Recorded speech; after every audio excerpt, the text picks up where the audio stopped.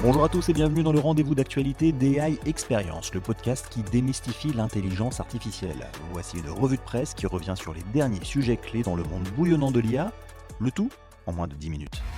If you think about what happened from GPT-3 to 3.5 to 4, it just got smarter. The field became known as artificial intelligence. Can machines really think? Faut-il encore publier des photos de ses enfants sur les réseaux sociaux à l'heure de l'intelligence artificielle ?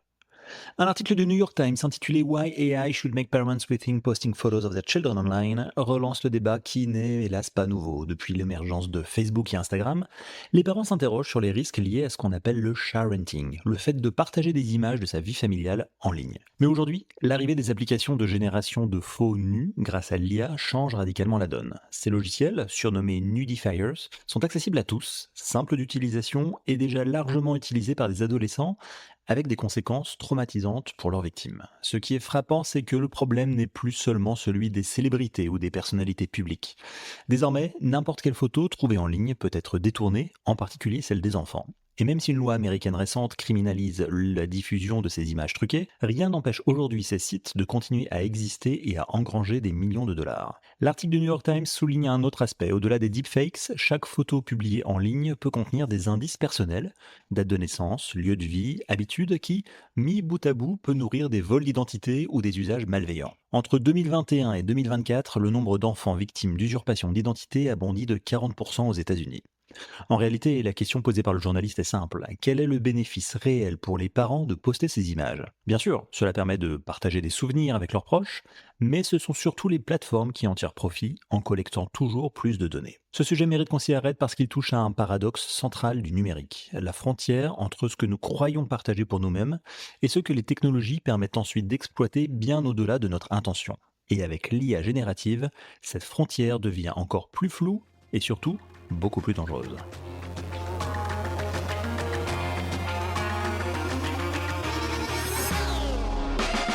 Et si les jeux vidéo que vous attendez cet automne étaient déjà co-conçus par des IA ? Dans un article de Reuters, on découvre une étude menée par Google qui montre que près de 90% des développeurs de jeux vidéo utilisent désormais des agents d'IA dans leur production. L'idée n'est plus seulement de tester un outil par curiosité. L'IA est devenue une pièce centrale du développement. Les développeurs s'en servent pour automatiser les tâches répétitives, accélérer les phases de test et traduire des dialogues ou même générer du code. Mais plus surprenant encore, près d'un tiers des studios de jeux vidéo explorent l'IA pour des dimensions plus créatives.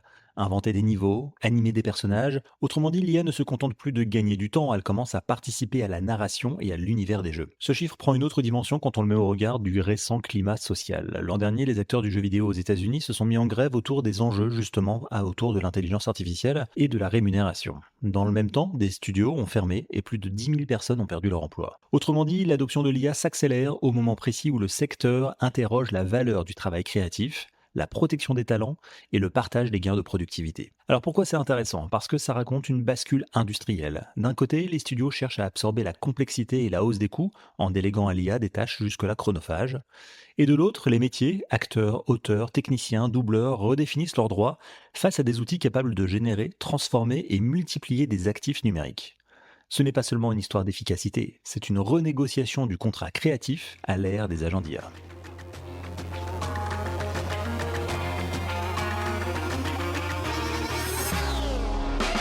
Comment voulez-vous que votre IA vous parle ? C'est la question que pose un article du MIT Technology Review et c'est aussi le dilemme auquel fait face Sam Altman, le PDG d'OpenAI, après le lancement de GPT-5.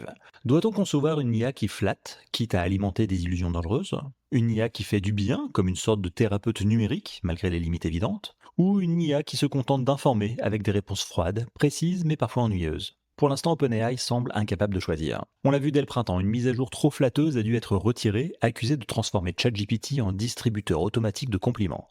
GPT-5 a voulu corriger le tir en devenant plus distant, mais cette froideur a aussitôt déclenché une vague de critiques. Résultat, Sam Altman a promis une version plus chaleureuse, mais moins agaçante. En arrière-plan, une autre réalité se dessine. ChatGPT est utilisé par certains comme confident, voire comme compagnon. Altman reconnaît que des utilisateurs entretiennent des relations quasi affectives avec le modèle et s'en inquiète un peu. Selon lui, il ne s'agirait que d'une petite minorité. Mais une étude menée par Hugging Face montre que la plupart des grands modèles, ceux de Google, Microsoft, Anthropic et OpenAI, adoptent très souvent des comportements qui renforcent ce lien de dépendance. Les chercheurs ont constaté que plus les questions sont personnelles et émotionnellement chargées, plus l'IA tend à valider les sentiments de l'utilisateur, même quand ces sentiments reposent sur des faits faux ou déformés. On touche ici à la frontière entre assistance et manipulation. Une IA qui vous dit « je suis là pour toi » à tout moment crée une forme d'attachement. Mais si cet attachement détourne de relations humaines réelles ou alimente des spirales de croyances délirantes, la responsabilité des concepteurs devient immense. Et pour l'instant, la société essaye de jouer sur tous les tableaux à la fois.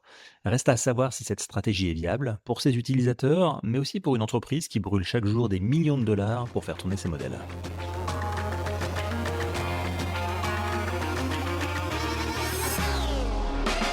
Comment le luxe peut-il rester personnel à l'ère de l'IA ?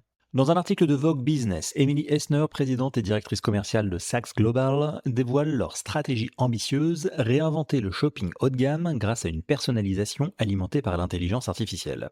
Plutôt que de proposer une vitrine figée, chaque page d'accueil sur Saks.com devient presque une lettre d'amour à sa cliente ou son client, adaptée en temps réel grâce au machine learning, analysant ce que les visiteurs cliquent, survolent ou achètent avec un objectif clair, créer une expérience vraiment pensée sur mesure pour chaque client. Concrètement, des algorithmes de machine learning exploitent le comportement de chaque visiteur pour adapter en temps réel le contenu de la page d'accueil.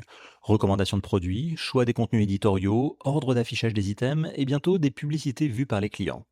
Au-dessus de cette brique, des modèles de data science prédisent justement la prochaine action de l'utilisateur.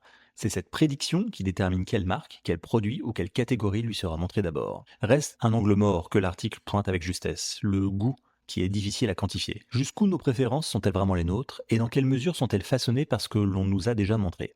L'espoir côté Saks, c'est que la granularité des signaux, ce sur quoi on clique, ce sur quoi on passe la souris, ce qu'on ignore, ce qu'on achète, finissent avec le temps par révéler ce que l'on veut vraiment voir. Et il faut dire que les premiers chiffres sont prometteurs. Avec un déploiement progressif, la personnalisation a augmenté le chiffre d'affaires par visiteur de 7% et amélioré le taux de conversion de près de 10%. C'est un vrai signe que le luxe, même numérique, garde une valeur émotionnelle puissante quand il est bien servi. Et cette personnalisation n'est que la première étape. Essner indique qu'à terme, l'expérience client devrait s'étendre à l'ensemble des plateformes du groupe et se diffuser dans l'expérience physique grâce aux stylistes en magasin et aux applications de relations clients personnalisées.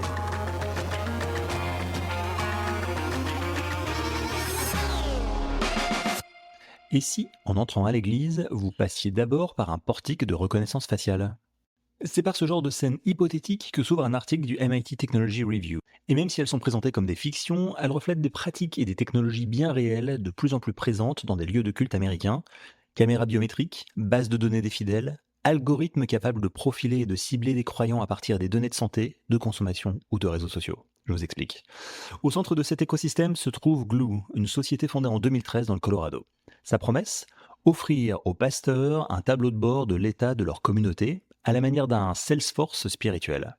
Concrètement, l'entreprise collecte des milliers de données, fréquentation des offices, dons, mots utilisés dans les prières en ligne, inscription à des groupes, auxquels elle ajoute des données tierces comme les habitudes de consommation ou les risques de santé. Ces informations sont ensuite segmentées, scorées pour déclencher des messages ciblés, des relances de dons ou des suivis pastoraux. En une décennie, Gloo a conquis plus de 100 000 églises aux États-Unis et levé 110 millions de dollars.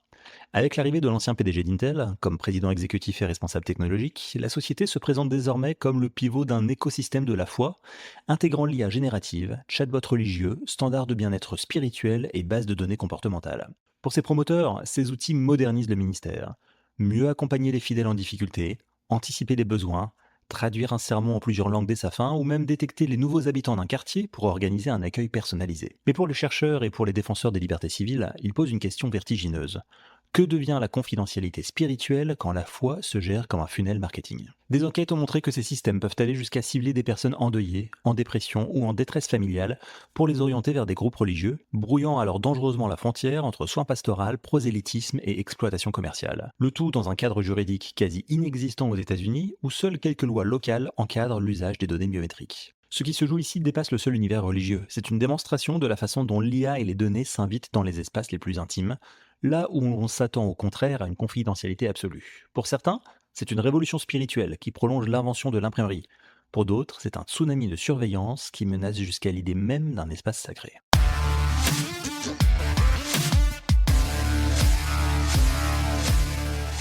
Ainsi s'achève notre tour d'horizon de l'actualité IA. Ne manquez pas le prochain épisode chaque dimanche en français sur cette chaîne ou alors en anglais sur la chaîne AI Experience in English pour des interviews d'experts au cœur de la révolution IA. Évidemment, je compte sur vous pour 5 étoiles si l'épisode vous a plu. À très vite.